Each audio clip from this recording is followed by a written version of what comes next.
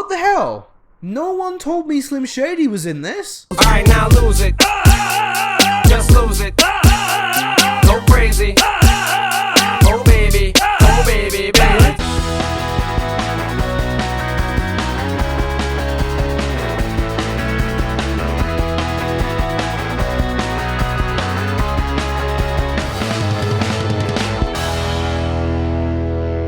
Summoned you all here for the 10th annual reaping ceremony, in which we choose 2 children from each district to fight to the death in the Hunger Games. From District 12, Lucy Gray Baird.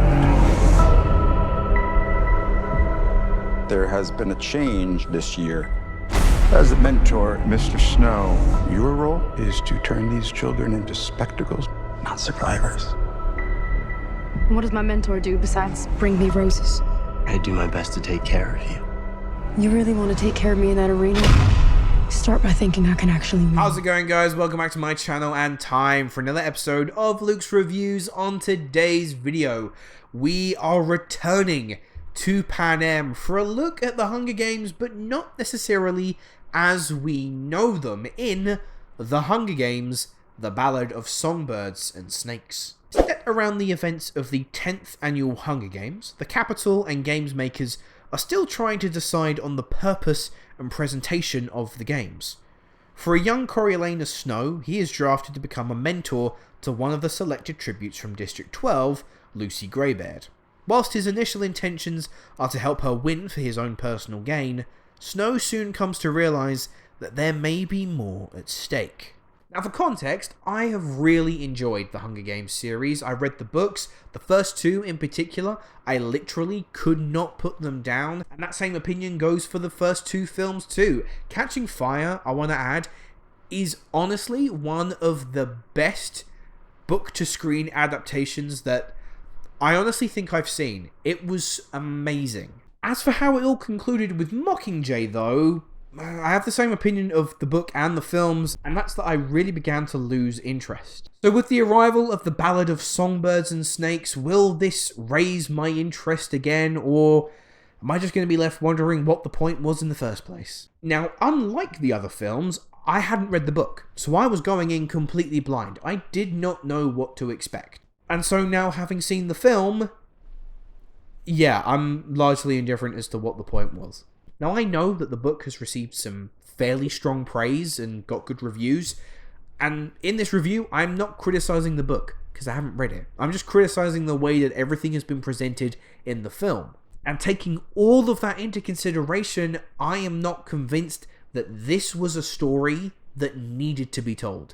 The problem is that you have who we know will end up as the villain of the Hunger Games series as a protagonist in this film. As a tragic protagonist, admittedly, but still as a protagonist. So it makes it really difficult to root for him. You paint yourself into a corner. Now, sometimes it's interesting to watch this tragic downfall, but in the case of the Ballad of Songbirds and Snakes, there was no interest. We know that his eventual self is a mass-murdering dictator. I don't necessarily want to see him getting loved up with someone from District 12 and how his heart was broken. That doesn't interest me. But look, Tom Blyth plays the character very well and does carry a commanding presence with him, but the material seems ever so simple and it rarely dives below the surface, investigating the psyche of Snow and his eventual deterioration.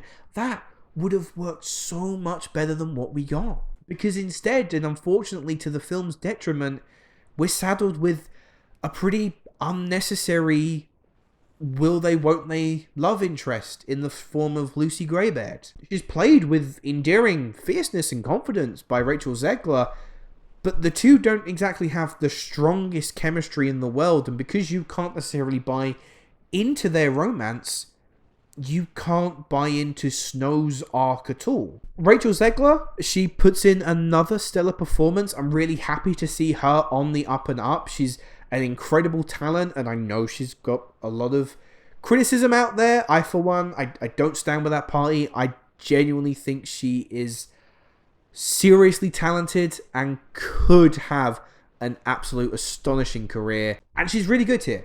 I will say one thing about her character, though. They clearly hired her because the character of Lucy Greybeard sings a lot. It's a vital part of her character. I completely respect that. That being said, there are far too many musical numbers in this that they eventually lose their effect. The rest of the ensemble, they all do well. They either do what is required of them or they actually go above and beyond. No one here is bad.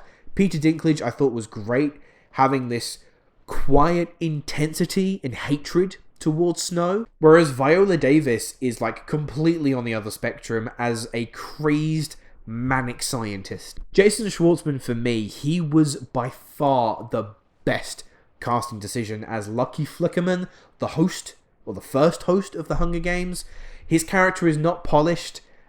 He's a jack of all trades kind of guy. I thought that he was such a great fit into the faults of the Capitol, and the misplaced showmanship that his character brought to the film was exactly what it needed. And it is the Capitol and the world of Panem that is the most interesting thing about this film. I loved seeing the formative years of the Hunger Games, how it has developed from public executions to a spectator sport that we know from the original trilogy. And because this time round we're seeing additions and tweaks to the games, nothing is clean. Things malfunction. It's not a seamlessly run show like we have seen it before, and I thought that was such an interesting insight into the development of what Snow brought.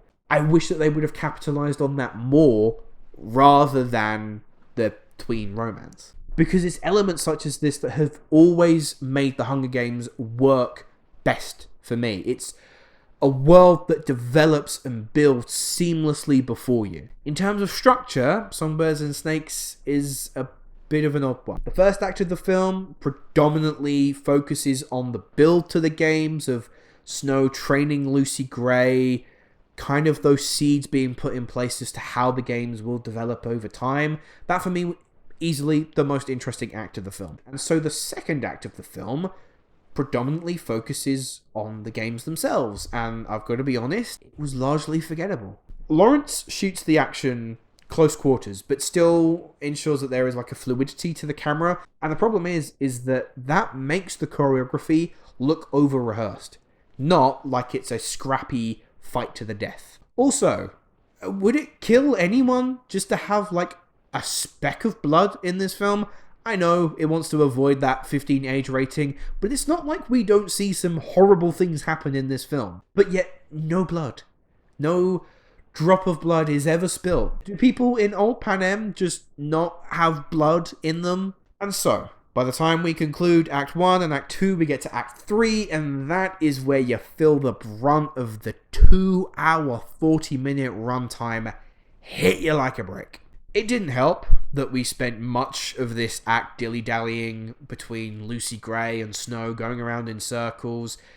I didn't care, as I've already said. And so by the time things fall in place for Snow to take that step towards becoming this irredeemable villain that we know, it all happened far too late. It was a rush to the finish line. It was if they were writing the story and they suddenly forgot that this character had to reach a certain point in the story, and that they just scribbled down a finish and poof, there it was. It didn't work. It just didn't work. The Hunger Games, The Ballad of Songbirds and Snakes, is a film that some of the Hunger Games fandom will enjoy, but otherwise was a story that fell under the weight of its own existence. Solid performances from the cast and a brilliant dive into Panem's history can't quite redeem a prequel that lacks the interest of the originals, the heart, and more importantly, the purpose. I'm not opposed to more stories from the Hunger Games universe, but they need to be worth telling. I'm going to give The Hunger Games, The Ballad of Songbirds and Snakes, a 5.5 out of 10. Anyway guys, those are my thoughts on The Hunger Games, The Ballad of Songbirds and Snakes, a ridiculously long title, but what did you think? Let me know. And my question to you, less of a question, more of a pitch idea.